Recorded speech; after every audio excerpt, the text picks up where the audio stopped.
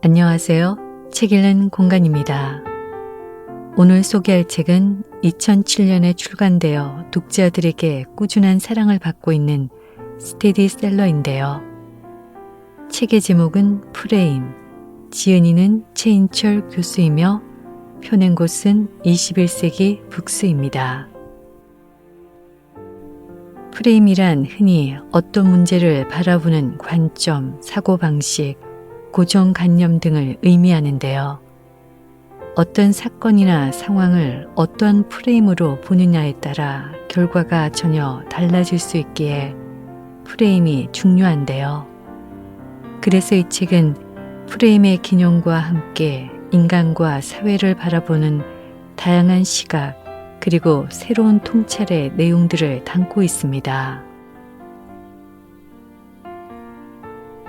이 책의 저자인 최인철 교수는 서울대 심리학과 교수이자 서울대학교 행복연구센터의 센터장인데요. 다양한 연구를 통해 인간과 사회 심리 그리고 인간의 더 나은 삶과 행복에 대해 연구한다고 합니다. 그리고 그의 저서로는 굿라이프, 아주 보통의 행복 등 다수의 책이 있습니다. 이 책은 초판에 이어 개정판도 나왔는데요. 초판을 처음 읽었을 때 가장 기억에 남는 글귀가 지혜란 한계를 인정하는 것입니다. 인데요. 특히 지혜는 자신이 아는 것과 알지 못하는 것, 또 자신이 할 수 있는 것과 할 수 없는 것 사이의 경계를 인식하는 데서 출발한다 라는 구절이 큰 교훈으로 다가왔습니다. 최인철 교수는 자기 자신을 잘 알게 되는 지혜가 있다면 우리 마음의 한계를 자각하고 그 자각은 역설적으로 그 한계 밖에 존재하는 곳으로 적극적으로 시야를 돌리게 한다고 말합니다. 또 우리가 흔히 타인만이 나에게 프레임이 된다고 생각하여 타인이 자신에게 끼치는 영향에는 민감하게 반응하고 정작 자신이 타인의 행동을 유발하는 원인이 된다는 것은 잘 인식하지 못하게 되는데요. 그래서 작가는 내가 누군가에게는 또 하나의 프레임이 될 수 있음을 인식한다면 더 나은 나를 창조하려는 노력을 소홀히 할 수 없을 거라고 말합니다. 정리해보면 결국 참 지혜는 자기 자신을 잘 아는 것이 아닐까 하는 생각을 해봅니다.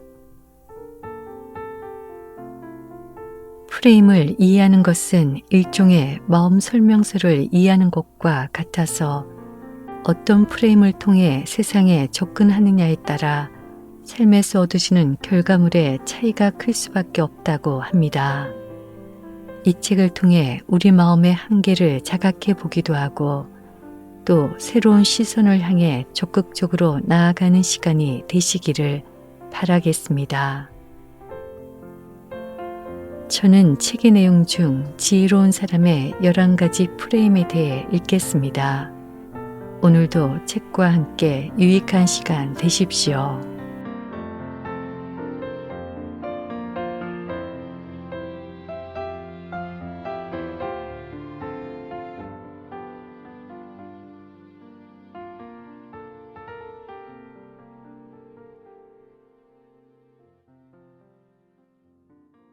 지혜로운 사람의 11가지 프레임. 옥사이자 신학자인 찰스 스윈돌은 삶에 있어서 객관적 사실은 인생을 통틀어 겨우 10%에 불과하고 나머지 90%는 그 일들에 대한 우리의 반응이라고 주장했다. 또한 아우슈비츠 수용소에서 죽음의 문턱까지 갔던 정신과 의사 빅터 프랭클은 이렇게 말했다. 한 인간에게서 모든 것을 빼앗아 갈 수는 있지만 한 가지 자유는 빼앗아 갈 수 없다.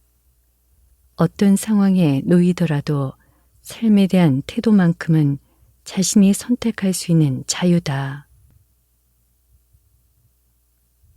프랭클의 말처럼 삶의 상황들은 일방적으로 주어지지만 그 상황에 대한 프레임은 철저하게 우리 자신이 선택해야 할 몫이다. 더 나아가 최선의 프레임을 선택하고 결정하는 것은 우리에게 주어진 인격성의 최후 보루이자 도덕적 의무다. 이제 이 책을 마치면서 우리가 진정더 지혜롭고 자유로운 사람이 되는데 도움이 되는 11가지 방법을 소개하고자 한다. 의미 중심의 프레임을 가져라. 어떤 일을 의미 중심의 상위 수준으로 프레임하는지, 절차 중심의 하위 수준으로 프레임하는지는 그 일을 하는 타이밍에 의해 결정된다. 예를 들어 지금으로부터 6개월 후에 어린 조카를 하루 동안 돌봐주는 일을 상상해보자. 사랑하는 조카와의 소중한 하루, 가족 간의 사랑, 천진난만한 영혼과의 교감 등 온갖 좋은 의미들을 떠올리면서 기꺼이 그 일을 감당할 수 있을 것으로 자신한다.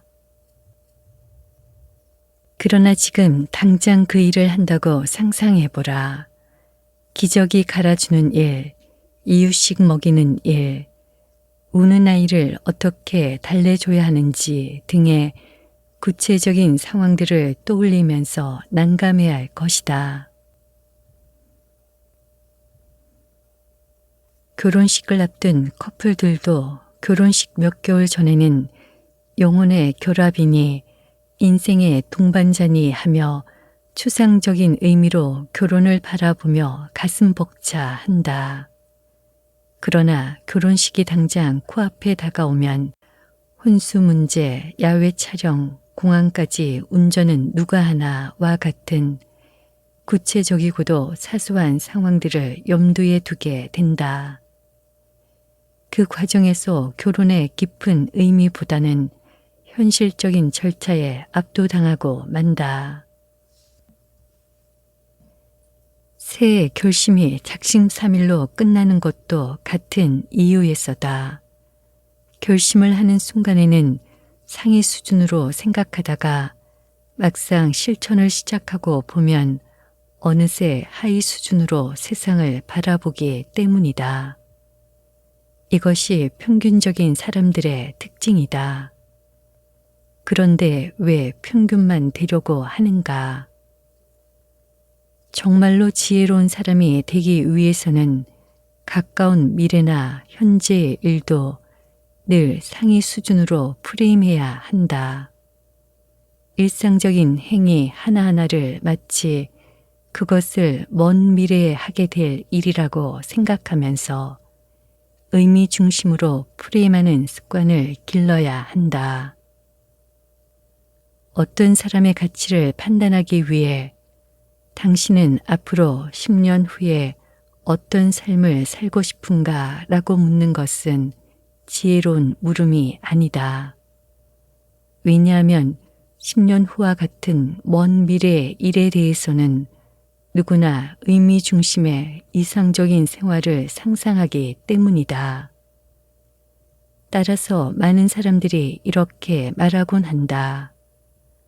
10년 후쯤엔 가족들과 해외여행을 다니고 주말에는 문화생활을 즐기면서 때론 나보다 못한 이웃에 봉사하는 삶을 살고 있겠죠. 라고 답한다. 그러나 자녀의 배우자감이 어떤 사람인지 혹은 신입사원이 어떤 사람인지 알고 싶다면 당장 내일 어떻게 살 것인가를 물어야 한다.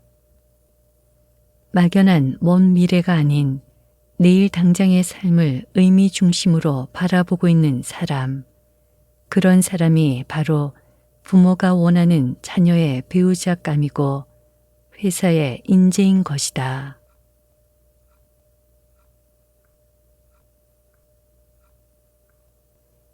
접근 프레임을 견지하라. 사람들에게 오래된 과거를 회상하게 하면 대부분 그 시절에 하지 않았던 것들에 대한 회한을 떠올린다. 학창 시절에 공부를 열심히 하지 않은 점, 교양 서적을 많이 읽지 않은 점, 운동을 열심히 하지 않은 점, 더 많은 사람들과 친분을 쌓지 못한 점 등 온통 과거에 제대로 해보지 못했던 일들에 대한 후회 일색이다. 그 이유는 단기적인 관점에서는 하지 않은 일에 대한 후회보다 이미 저지른 일에 대한 후회를 더 많이 하지만 장기적인 관점으로 들어가면 저지른 일에 대한 후회보다는 하지 못했던 일에 대한 후회가 더 크게 다가오기 때문이다. 행복과 성공은 접근 프레임을 가진 사람의 몫이다.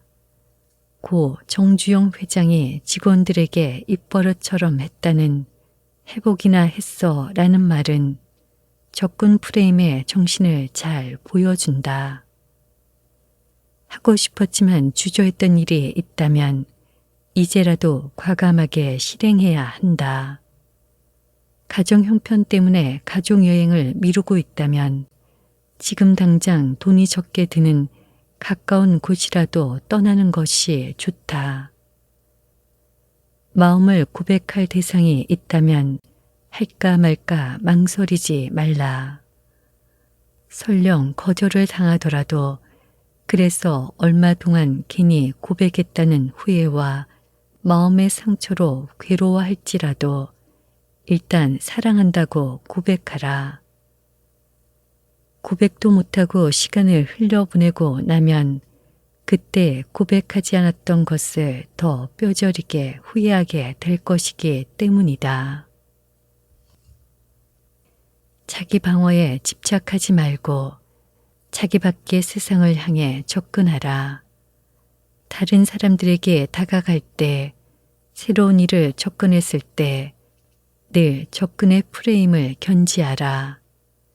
그것이 두려울 때 기억하라. 접근함으로 인해 후회는 시간이 지나면 사라지지만 안주함으로 인한 후회는 시간이 지날수록 더 커진다는 것을.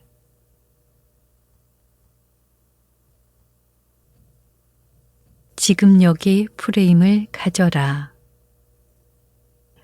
사람들은 현재를 준비기회라고 프레임하는 경향이 있다. 현재는 더 나은 미래를 위해 준비하고 일방적으로 희생해야 하는 시간이라고 생각한다. 즐기고 만끽해야 할 대상이 아니라 참고 견뎌야 하는 대상이라고 믿는다. 그래서 부모는 중간 시험을 잘 보고 집에 온 초등학생 자녀에게 마음껏 칭찬을 해주기보다는 기말 시험이 더 중요하다며 미래에 대한 부담을 준다. 자녀가 기말 시험을 잘 보고 오면 이번에는 중학교 때 잘하는 게 진짜 실력이야 라고 말한다. 아이는 물론 부모 스스로도 지금 당장 마땅히 누려야 할 기쁨과 즐거움을 포기한다. 그런 과정을 거치고 수능 시험을 잘 치르고 나면 이번에는 또다시 대학에 가서 잘하는 게 진짜라며 한술 더 뜬다. 대학 생활은 직장 생활을 위해 희생되고 직장 생활은 노후 대책을 마련하느라 희생된다. 노후는 다시 자녀를 위해, 손자, 손녀를 위해 희생된다. 인생의 전 과정이 이런 식으로 진행된다. 행복으로 가는 길은 지금 순간을 충분히 즐기고 감사하는 것으로부터 비롯된다.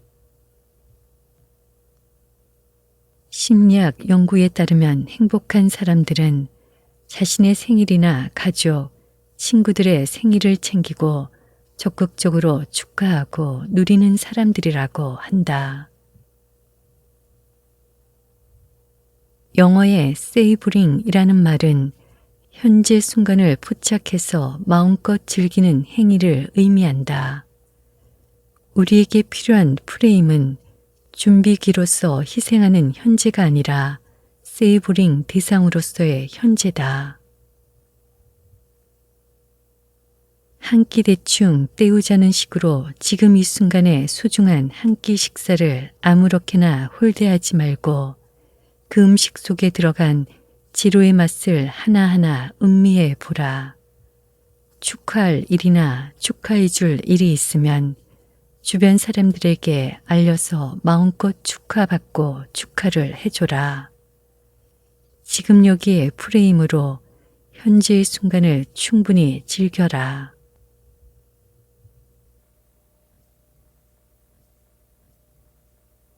비교 프레임을 버려라. 진정한 마음의 자유는 자신을 다른 사람과 비교하지 않는 데 있다. 저자가 속한 연구팀에서 수행한 연구에 따르면 타인과의 비교는 설령 그 대상이 자기보다 못한 사람이라도 너무 자주 하게 되면 정신 건강에 좋지 않은 것으로 나타났다. 우리 연구팀은 3주에 걸쳐 매일 학생들에게 그날 하루 자신을 남들과 비교했는지, 비교를 했다면 얼마나 자주, 어떤 영역에서 비교했는지 체크하게 했다. 또한 매일 그날의 행복 정도를 평가하게 했다. 그 결과 남들과 비교를 많이 한 학생일수록 그날의 기분과 행복감이 저하되는 것으로 나타났다. 자기보다 잘난 사람과의 비교는 물론이고 객관적으로 자기보다 못한 사람과의 비교도 횟수가 잦을수록 행복감을 떨어뜨린 것이다. 사람들이 만족을 느끼는 최상의 상태는 비교 프레임이 적용되지 않을 때다. 즐거운 식사 자리, 가족들과 보내는 휴가, 친구와의 유쾌한 수다, 책 읽는 기쁨, 좋아하는 취미생활, 이런 것들은 그 자체만으로도 만족감을 준다. 이런 일들은 많으면 많을수록 좋다. 그러나 여기에 비교의 프레임이 침투하기 시작하면 진정한 만족이 사라진다. 남들은 외식도 자주 하던데 대학생이라면 어려운 고전부터 읽어야 한다는데 저 집은 동남아로 가족여행 가는데 이런 비교 프레임에서는 남들보다 많아야만, 남들보다 나아야만 좋은 것이 된다. 남들과의 비교는 종호승 시인의 말처럼 자신의 삶을 고단한 전시적 인생으로 바꿔버린다. 비교 프레임은 배움의 기쁨과 도전 정신도 앗아간다. 우리로 하여금 잘하는 것에만 안주하도록 만든다.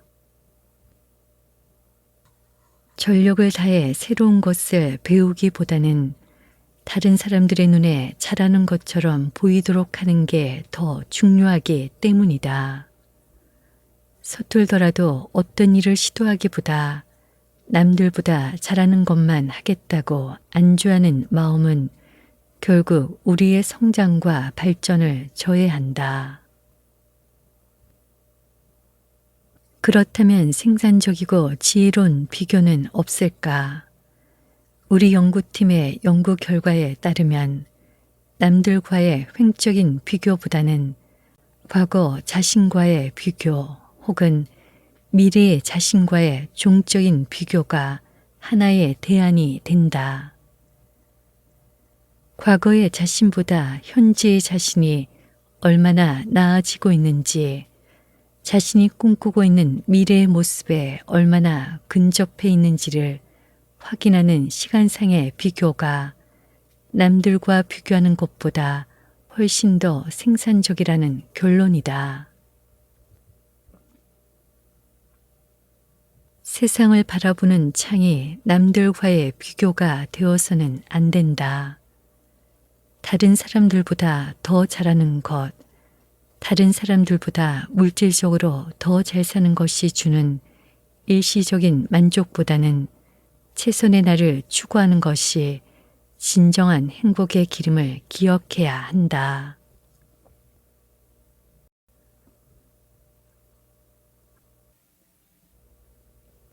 긍정의 언어로 말하라.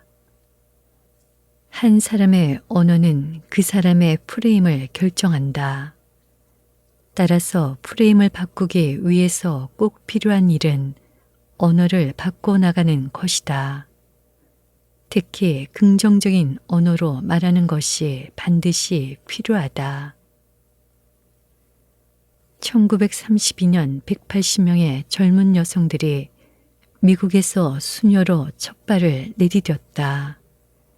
그 감격적인 순간에 그들에게 자신의 삶을 소개하는 간증문을 쓰도록 했다.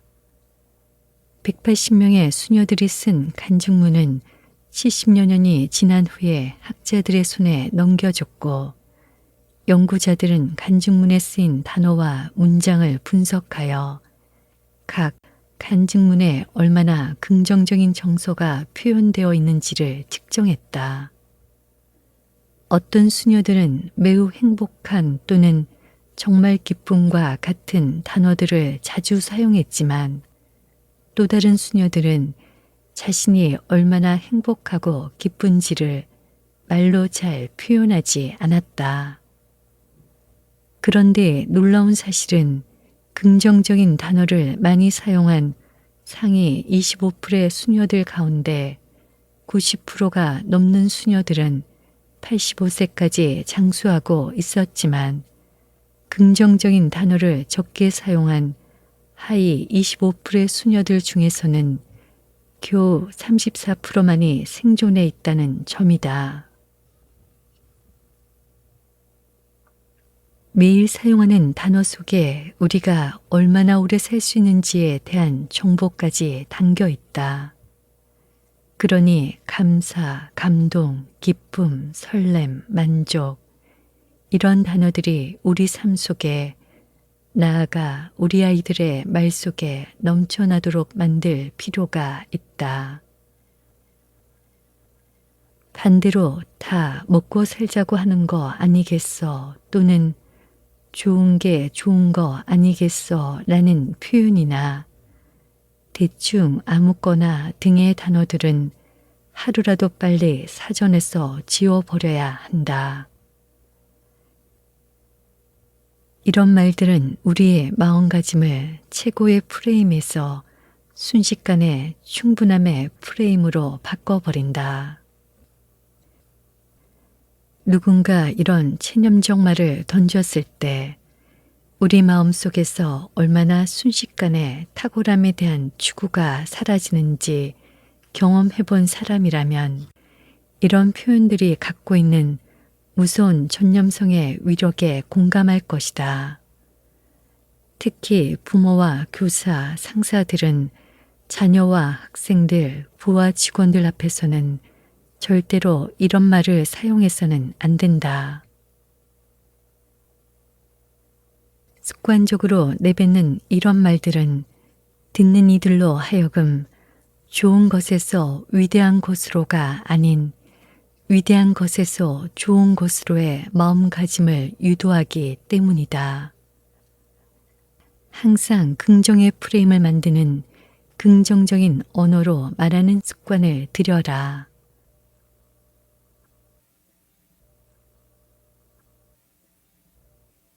인생의 부사를 최소화하라. 부사나 형용사를 남발하게 되면 문장이 생명력을 잃는다. 유명 작가들의 글쓰기에 대한 조언에 등장하는 공통적인 가르침이다.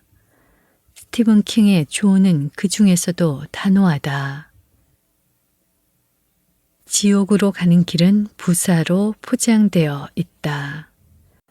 부사를 남발하는 심리적 이유에 대하여 작가들은 한결같이 자신감의 부족을 지적한다. 불안하면 사람들은 수식어를 많이 쓴다.